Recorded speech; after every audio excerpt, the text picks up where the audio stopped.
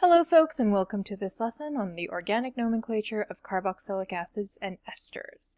By the end of this lesson, you should be able to name and draw carboxylic acids and esters.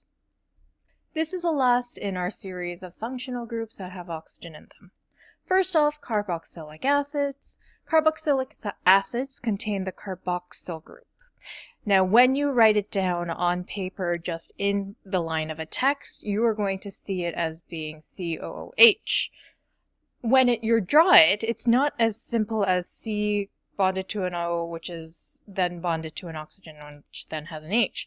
This is actually a little bit more than that. The carboxyl group, you basically have the rest of the chain, you come to your carbon, and then that carbon, one of those oxygens is going to be double bonded to it. The other oxygen is going to be single bonded to that carbon, and then the hydrogen is attached to that oxygen. So it looks like you actually have a carbonyl group and a hydroxyl group at the same time, but this combination is actually a little bit more stronger and does a little bit more than the sum of its parts, so to say. You have quite a bit of polarity here, and you also have the ability to make hydrogen bonds with the OH part of that carboxyl group, so it is going to have very strong intermolecular forces, and it's actually very capable of losing that hydrogen.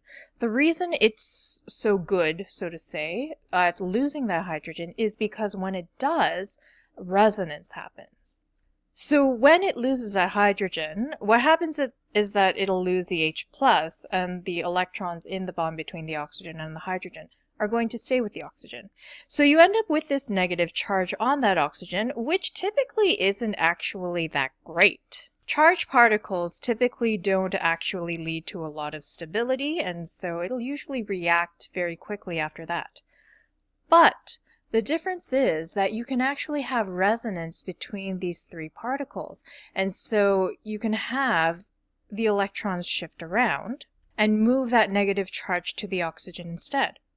So what ends up happening is that you have pi bonds, have p orbitals between the carbon, oxygen, and other oxygen, and that negative charge ends up being spread across both of these oxygens rather than one.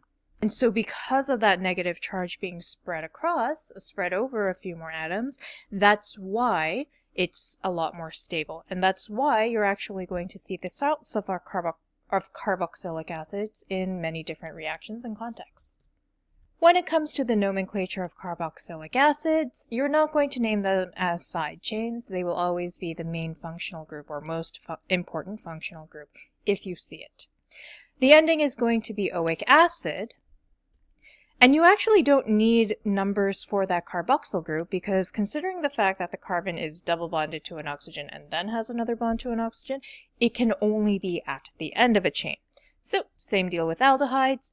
With a carboxylic acid, that carboxyl group has to be at the end, so no numbers for that. So here's an example. Pause the video and see if you can figure it out.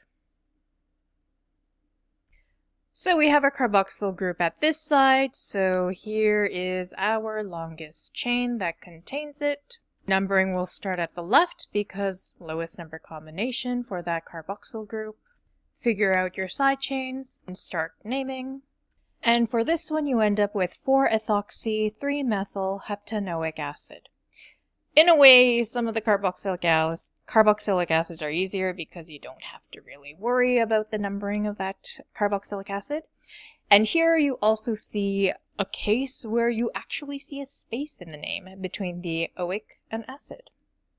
And now we have esters.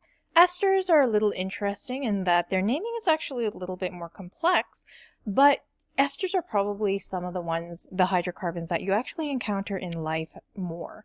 Esters are typically found in a lot of scents and flavorings. If you end up doing a lab where you create esters, you're going to notice that your products can smell fruity. In some cases, they can also smell minty. The functional group for an ester is an ester linkage, so it's special enough that it sort of has its own name. What happens here is that it looks sort of like a carboxylic acid. Instead of having a hydrogen on that OH, though, you have another carbon group. You have another R group. So this is what it would look like if you were going to draw it in general. The way that you make esters is by reacting carboxylic acids and alcohols together. And so because of that, that's why the naming is a little bit special. Intermolecular forces aren't going to be as strong as carboxylic acids because now you've lost that ability to hydrogen bond. And an R group is harder to lose than a hydrogen is, but you still have quite a bit of polarity there. When it comes to the naming of esters, you are going to take into consideration the fact that the way that you made it is with a carboxylic acid and an alcohol. The parent chain is going to be the side that started out as a carboxylic acid, and then the side that used to be the alcohol is going to be named as a side chain. That alcohol bit of the name is going to come in first, and there is a space between that side chain, so to say, and the rest of the ester. So what do I mean by this whole side that started out as a carboxylic acid? Well, I pointed out that this part with the oxygens looks very similar to the carboxyl group does. And so this carbon that has the double bonded oxygen to it, that used to be the carboxylic acid. And so the stuff that is attached to the carbon that is double bonded to that oxygen, that one is going to be, or that side of that whole ester is going to be what used to be the carboxylic acid. And then the bits that are on the other side of the oxygen are going to be what used to be the alcohol. Whatever is here is going to be named as a side chain first, with the space, and then you name the rest of it, and then you change the ending into O8. You're not going to need numbers for the bits that are ester linked because there's only one possibility for them to all be connected in that way. And it's going to have to be at the end of a chain of the original carboxylic acid. So here you go, pause the video, see if you can figure it out. So this one is going to look a little misleading, but the first thing that you need to do is find that carbon that used to be part of that carboxyl group. And that's going to be this carbon. This carbon is the one that is double bonded to that double bonded oxygen. And so whatever chain that contains that carbon is going to be your parent chain.